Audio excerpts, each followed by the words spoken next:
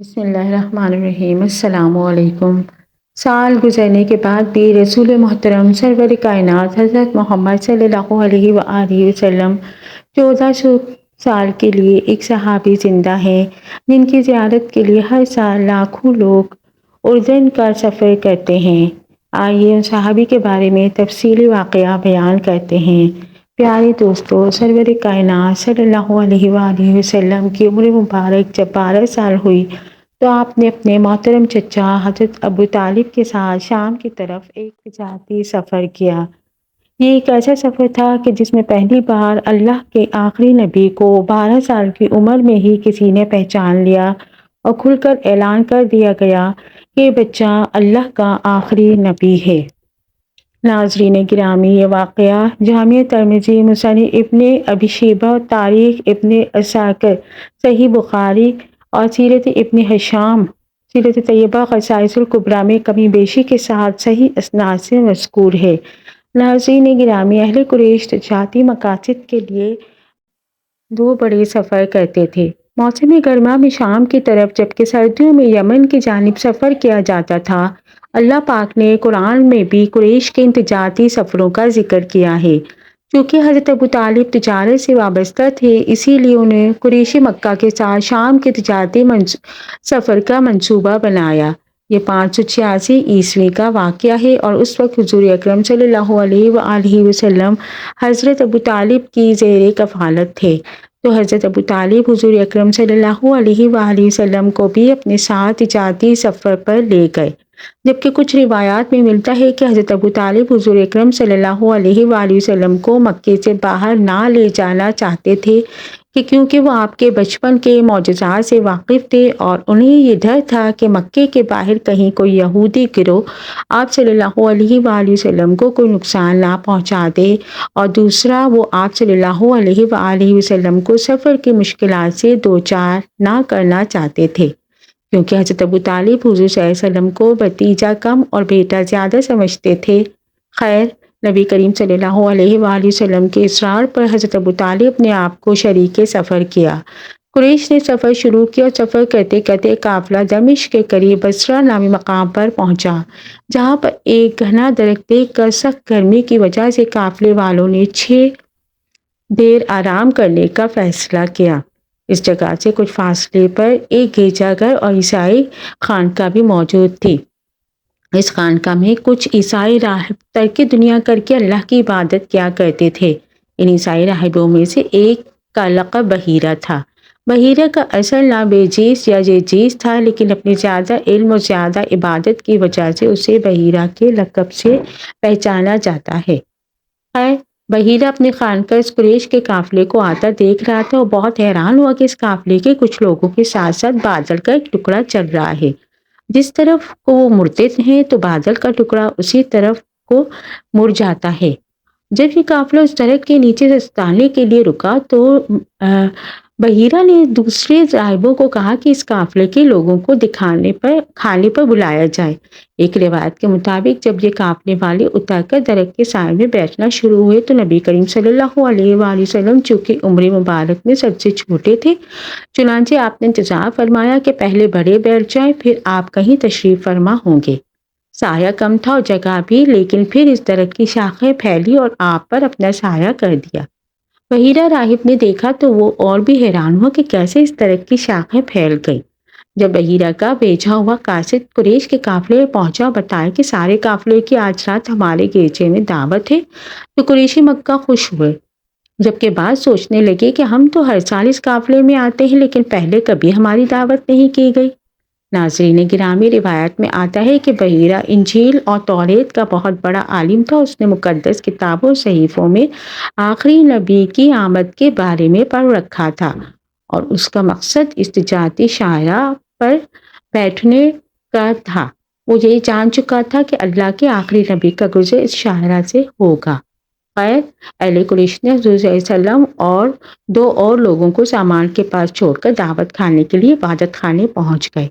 بحیرہ چونکہ بہت بڑا عالم تھا اور وہ آخری نبی کی نشانیاں بھی جانتا تھا، اس لیے ان نشانیوں کو دیکھنے کے لیے اس نے جب دعوت شروع کی تو اپنے خدام کو کہا کہ ان سب لوگوں کے آگے کھانے میں خود رکھوں گا۔ چنانچہ بحیرہ نے خود سب کو کھانا کھلایا۔ بہت حیران ہوا کہ ان میں تو وہ بندہ ہی نہیں ہے جس کو میں تلاش کر رہا ہوں۔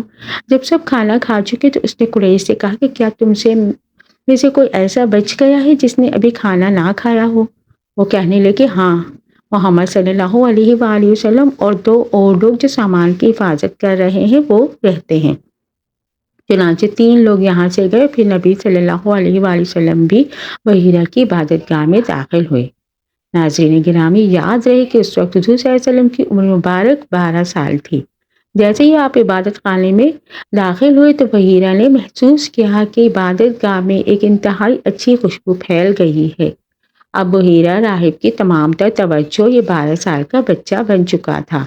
اہل قریش لات اور عزا کے نام سے کھانا کھانا شروع کرتے تھے، جبکہ اس بچے نے کھانا کھانے سے پہلے لات اور عزا کا نام نہ لیا تھا۔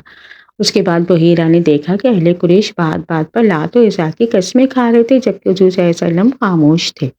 بحیرہ کو آپ کی ذات مبارک میں نبوت کے شواہد نظر آ رہے تھے، لیکن وہ پہلے آپ سے کچھ سوالات کرنا چاہتا تھا تاکہ اس کا یقین تکمیل کو پہنچ جائے۔ بحیرہ نے نبی کریم صلی اللہ علیہ وآلہ وسلم سے کہا کہ میں تمہیں لات و عزا کی قسم دیتا ہوں کہ جو میں تم سے پوچھوں اس کا صحیح جواب دینا۔ اس پر حضور صلی اللہ علیہ وسلم نے فرمایا کہ میرے سامنے لات و عزا کا نام مت لے، مجھے جتنی شدید نفرت ان سے ہے کسی اور چیز سے نہیں۔ یہ بحیرہ کے لیے ایک اور مضبوط دلیل تھی کہ بت پرست معاشرے میں کھولنے والے اس بتوں سے کس قدر نفرت ہے، جیسے حضرت ابراہیم کو تھی۔ پھر بحیرہ نے حضور صلی اللہ علیہ وسلم سے ان کی نیند و خوابوں کے بارے میں کچھ سوالات کیے۔ بنیادی طور پر بحیرہ کو آخری نبی کی نشانیوں کا علم تھا اور وہ ان نشانیوں کو پورا کر رہا تھا۔ نبی کریم صلی اللہ علیہ وآلہ وسلم سے سوالات و جوابات کا جب یہ سلسلہ ختم ہوا تو بحیرہ نے نبی کریم صلی اللہ علیہ وآلہ وسلم سے پوچھا کہ ان کے پشت مبارک کو دیکھنا چاہتا ہے۔ حضور صلی اللہ علیہ وسلم نے اس کی اجازت دے دی۔ بحیرہ نے پشت مبارک پر جب نبوت کی مہر دیکھی تو بحیرہ کا یقین کامل ہو گیا کہ آپ ہی اللہ کے آخری نبی ہیں۔ بحیرہ نے پھر حضرت ابو طالب سے پوچھا کہ لڑکا رشتے میں آپ کا کیا لگتا ہے؟ اس پر حضرت ابو طالب فرمانے لگے کہ میرا بیٹا ہے۔ راہب بحیرہ تھوڑا چونکا اور کہنے لگا کہ میرے علم کے مطابق اس بچے کے والد اس کی پیدائش سے پہلے فوت ہوئے ہیں۔ حضرت ابو طالب کہنے لگے ہاں، میں اس کا چچا ہوں، لیکن یہ مجھے اپنے بیٹوں کی طرح عزیز ہے۔ بحیرہ کہنے لگا کہ یہ لڑکا اللہ کا آخری نبی ہے۔ اس کا نام اور یہ نشانی جن کو میں نے جانچ لیا ہے تمام مقدس کتابوں میں لکھی ہے۔ اس لڑکے کو جلدی واپس مکے لے جاؤ، کیونکہ اگر رومیوں یہودیوں کی نشانیاں دکھ گئیں تو وہ ضرور اس کو نقصان پہنچائیں گے اور تمہارے قافلے کو تباہ کر دیں گے۔ یہ سنتے ہی حضرت ابو طالب نے اپنا سفر منسوخ کیا، حضور صلی اللہ علیہ وسلم کو لے کر مکہ واپس چلے گئے۔ قریش کے سب لوگوں نے بحیرہ کی باتیں سنی، لیکن بدنصیبی کہ ان کو ایمان نصیب نہ ہوا، جبکہ بحیرہ کہنے لگا کہ میں ان پر ایمان لاتا ہوں، سچے دل سے ان کی رسالت کو قبول کرتا ہوں۔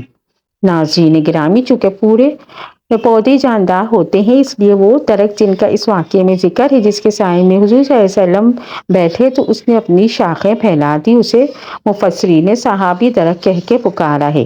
1400 سال سے زائد کا عرصہ گزرنے کے بعد بھی یہ درخت وہ واحد جاندار چیز ہے کہ جسے نبی کریم صلی اللہ علیہ وآلہ وسلم کی زیارت کا شرف حاصل ہے۔ ایک عرصے پہلے تک وہ صحابی درخت کہ جس کی نسبت حضور صلی اللہ علیہ وسلم سے ہے لوگوں کے علم میں تو موجود تھا، لیکن اس درخت کی مخصوص جگہ یا محل وقوع کے بارے میں کسی کو کچھ خاص معلومات نہ تھی۔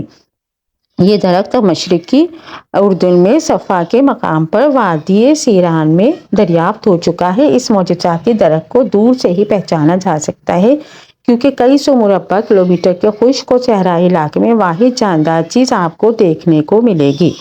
بقول اردن کے بادشاہ شاہ عبداللہ کے میں ہیلی کاپٹر میں صحرا کے اوپر سے گزر رہا تھا کہ میں نے نیچے ایک درخت کو دیکھا۔ اس صحرا میں نہ کوئی اور پودا تھا اور نہ کوئی کھیت اور نہ ہی پانی۔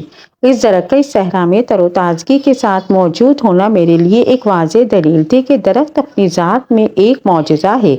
ناظرین گرامی، صحابی درخت سے سائے میں حضور صلی اللہ علیہ وسلم زیادہ دیر تو نہ بیٹھے تھے، لیکن اس درخت کا حضور کو سایہ فراہم کرنا اور جھک جانا اللہ کو اتنا پسند آیا کہ اس درخت کو رہتی دنیا تک کے لیے ایک معجزے کے طور پر محفوظ فرما دیا ہے۔ اردن کی حکومت نے بڑی محنت کر کے اس تجارتی شاہراہ کے آثار بھی دریافت کر لیے، جس پر آج سے 1400 سال پہلے اہل قریش کے تجارتی قافلے شام کی طرف سفر کیا کرتے تھے۔ یہ شاعرہ اس صحابی درخت سے کچھ فاصلے پر موجود ہے۔ مشرقی اردن میں درخت دیکھنے کے لیے ہزاروں مسلمان ہر سال اردن جاتے ہیں۔ اللہ کریم سے دعا ہے کہ وہ مجھے اور اس ویڈیو کو دیکھنے والے ہر فرد کو اس صحابی درخت یعنی مکہ، مدینہ اور تمام مقدس مقامات کی زیارت نصیب فرمائے، آمین۔ اگر میری ویڈیو پسند آئی تو اس کو لائک، شیئر اور سبسکرائب کیجیے۔ جزاک اللہ۔